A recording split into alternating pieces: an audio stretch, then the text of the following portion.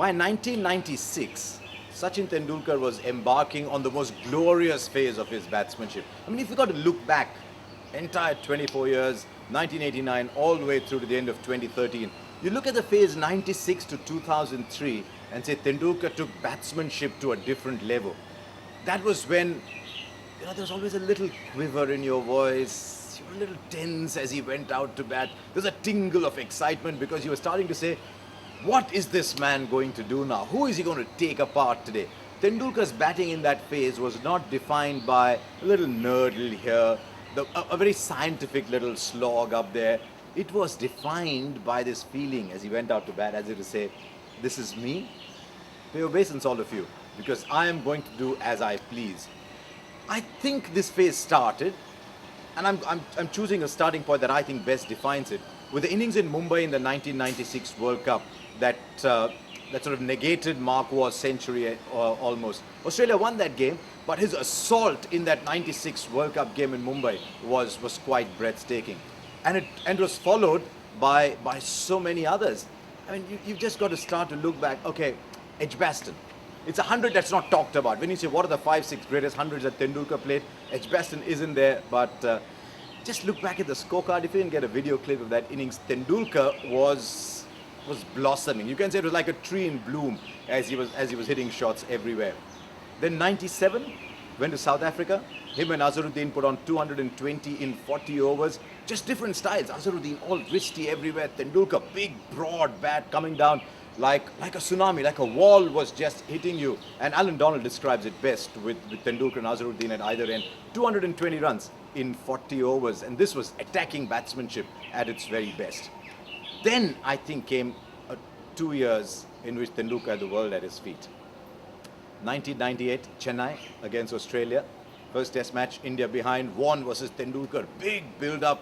Tendulkar's gone after him in the first innings. He's got out for 4 in a magical 4 or 5 over spell from Shane Warne, caught by Taylor at a very wide slip. Then he comes in and says, someone's got to make a really quick 80 to win us this game. And then people started looking around saying, who is that person? He said, me. And he came out.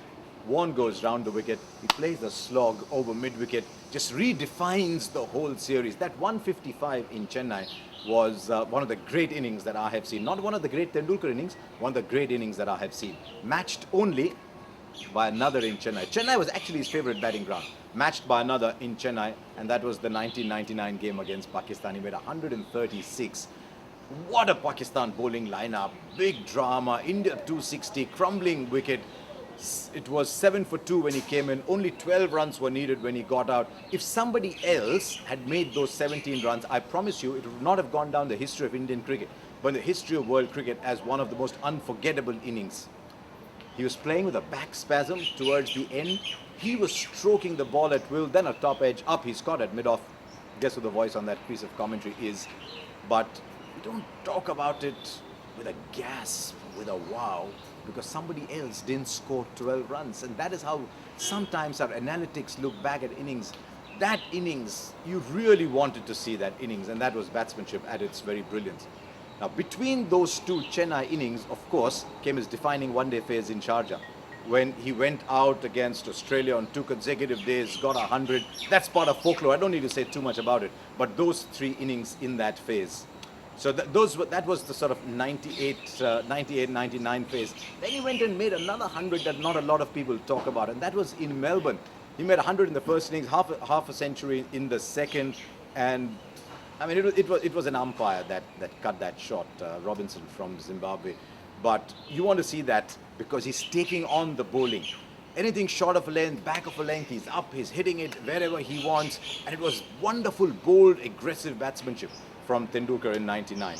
Then I'm going to move on a little bit. Actually, I'm not. I'm going to stay for a while on 99 and that World Cup. First game in Hove, India lost to South Africa. India moved to Bristol, came the terrible news that Tendulkar had lost his father. And this is just a blog, so I can't go into the relationship between him and his father a great deal, but he was devastated.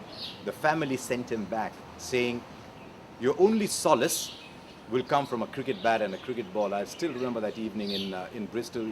He's wearing dark glasses that covered up all the way up to here. They did an interview, and I said, do you want to talk about it? When he took out his glasses, his eyes were red, they were swollen. This was a different Tendulkar. And then the next day he goes up. It's only Kenya. You might well say it's only Kenya. What's the big deal about 100 against Kenya? Look, when he puts his bat up for the first time, he's looking up there. If you know the background, your eyes would go moist as he does. It was just the most emotional 100 that you will ever see. As you can see, I'm struggling to pin down one innings in this phase, because if you were around in this phase of Tendulkar's batsmanship, it was just a great joy. You were lucky to be part of it all. And then you went on that phase all the way up to the after the 2003 World Cup. There was that magnificent century at Leeds. After Rahul Dravid had set the base, Tendulkar went and produced a really big one. There's another mandatory 100 in Chennai. All that's all right. And that phase ends, the phase I want to talk about, with that breathtaking innings against Pakistan at Centurion, when he was playing all those uppercuts. 96 to 2003, if there's one phase you want to pick out of Tendulkar's, it would be it. What else happened in that phase? There's a flirtation with captaincy. Not once, but twice. I think captaincy burdened Tendulkar. It didn't affect his batting as much, because in that phase nothing could affect his batting. But I don't think he enjoyed captaincy in that phase. And the best part that happened towards the end was Sourav Ganguly taking over the captaincy, bringing a different flair, and almost releasing Tendulkar to do what he was best at, which was batting. When I look back at all the years I covered cricket, I look at some great phases. I remember 1990, Azharuddin's batting, Rahul Dravid, 2002-05. But if you had to say, when was this job the best? I'll say when it wasn't a job. 96 to 2003, watching the magnificence of Tendulkar.